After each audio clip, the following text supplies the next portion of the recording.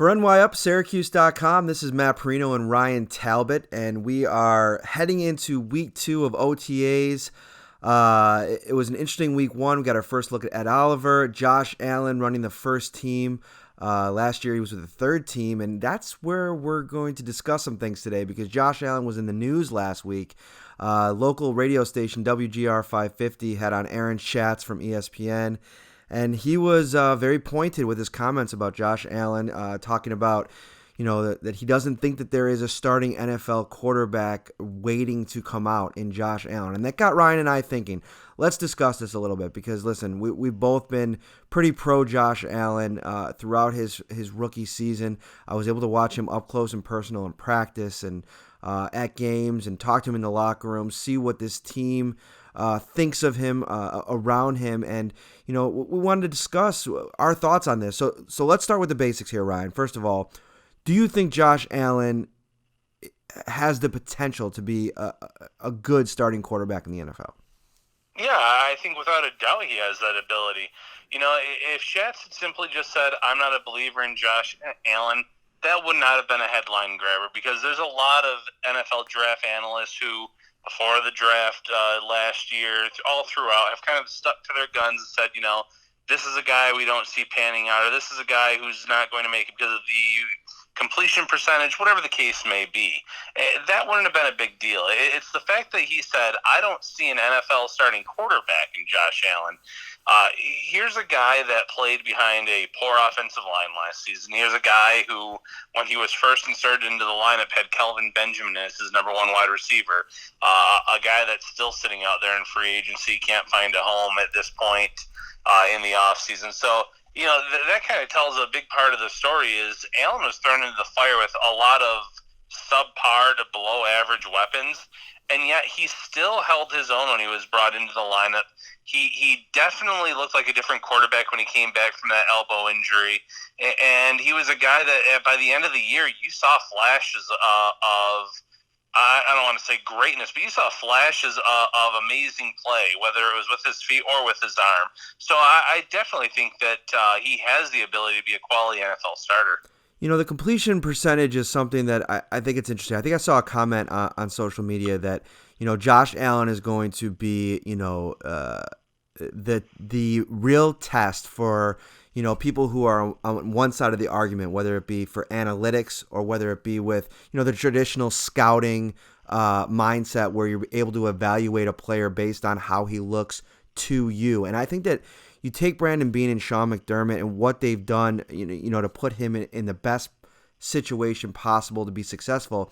You don't do that unless you think you have the kind of belief in a player of Josh Allen's caliber and where he was drafted. I mean, this is a guy that was taken as the highest drafted quarterback in Buffalo Bills history, and I think what you have to start there, in my opinion, with the belief that this regime has in him. They've proven that at least early on here, and I don't want to say necessarily proven, but they've shown the ability to evaluate and find talent and develop some players, more so on the defensive side of the ball early on.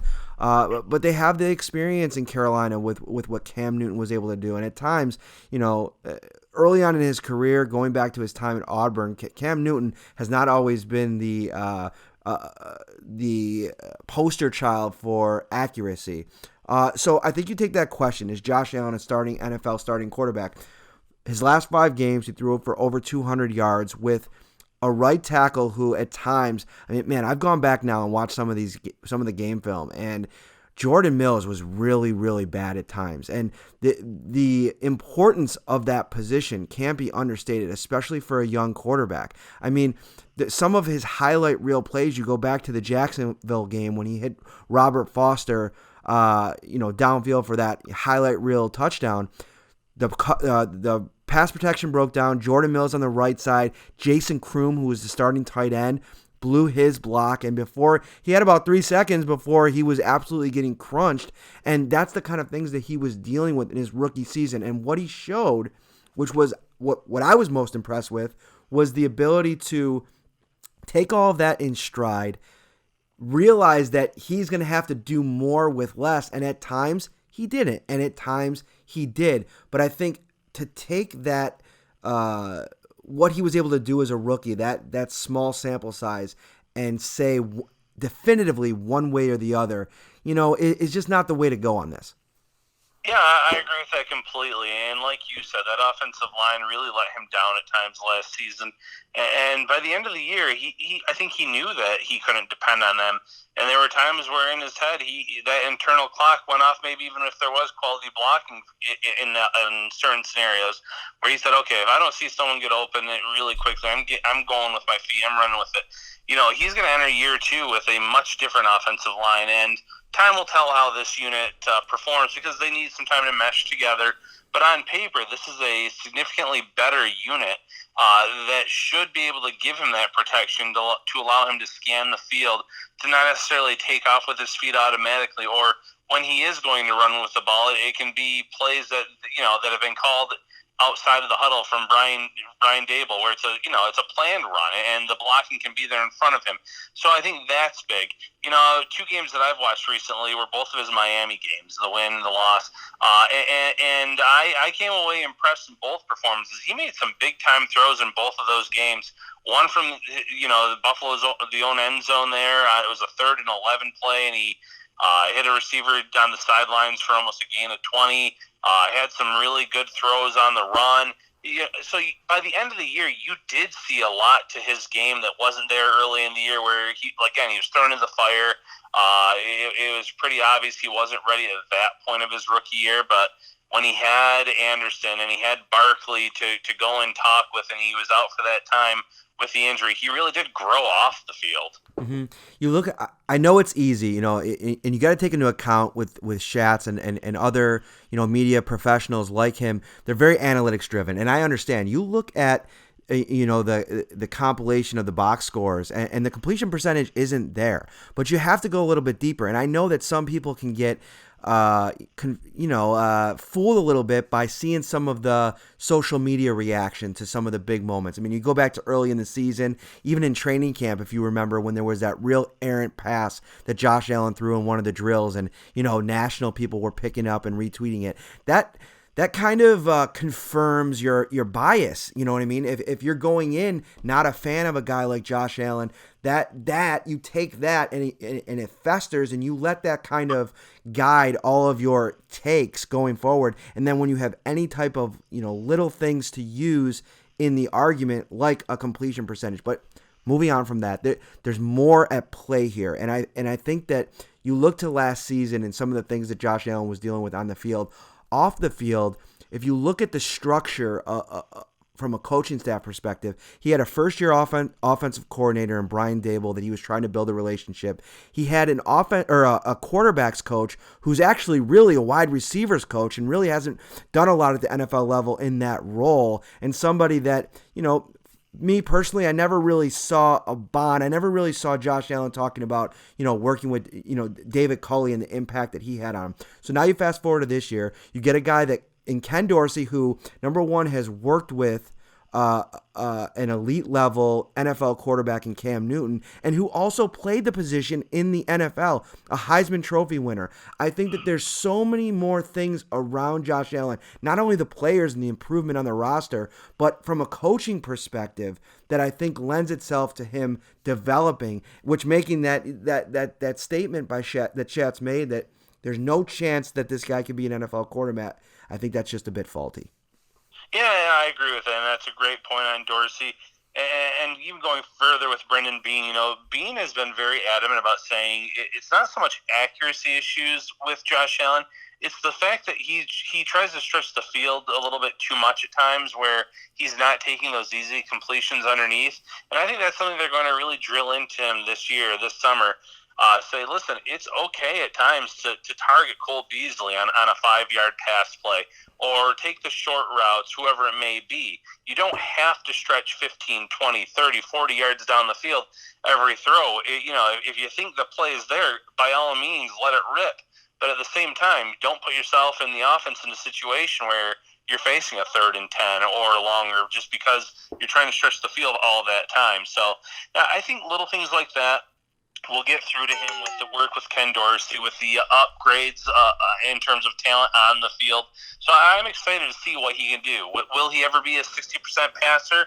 Maybe not, but can he get it up to that 55, 57, 58 range? I think if you can do that, you can definitely win with Josh Allen. Before we get out of here on this topic, I did want to talk about it's not all blooming roses. I mean there are things in Josh Allen's game that need to improve, and especially in that short to intermediate passing game we saw last year, some head scratchers, and that's definitely plays into the low completion percentage. It's not all of it. There's drop passes. There's just a lack of talent around him. But those things need to be improved. So I wanted to talk a little bit too about, what kind of strides he has to make, this season to really elevate the parts of his game that maybe aren't at the level that they need to be at. I will say off the bat, I think from a leadership perspective, you're getting in a player going from rookie to year 2. I think Josh Allen is the example of, the ceiling of a player when it comes to their penchant for or their ability to lead. I mean, this is a guy that has it together, really commands respect in the locker room and amongst his teammates, and he's not shy about it. He goes out there and he wants to be a leader. At that position, that's important because when things do go bad in a team sport, when you have 53 players in the roster and 46 on game day, there's going to be moments when you need the guys in your room that are leaders to step up. And, for most successful teams, that's the quarterback. You look around this league. And I think that's important. But I think that there are some things from a mechanical perspective that he has to improve on, especially in that short to intermediate passing game like I mentioned. But I want to mention too, Ryan, it was only one OTA's practice, but they were drilling hard in all of the short screens, the short routes, Isaiah McKenzie, Nick Easley, all of the speedy guys, the running backs in the game. I think that that's going to be something for the next 4 months, that this is drilled constantly with Josh Allen to try to take that, just a few notches up for him heading into the season.